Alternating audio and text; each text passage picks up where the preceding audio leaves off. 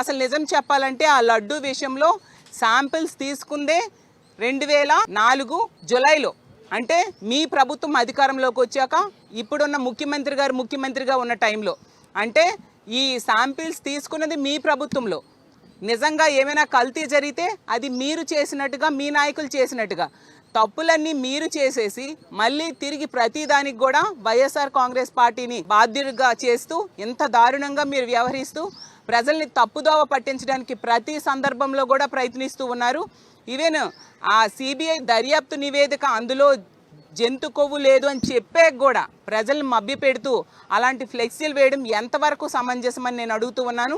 అనిత గారు హోంమంత్రిగా ఉన్న ఈ రాష్ట్రంలో ఆ శాంతి భద్రతల్లో మన రాష్ట్రం అట్టడుగు స్థానంలో ఉంది. శాంతి భద్రతల వైఫల్యం, పాలనా వైఫల్యం పూర్తిగా కనిపిస్తూ ఉంది.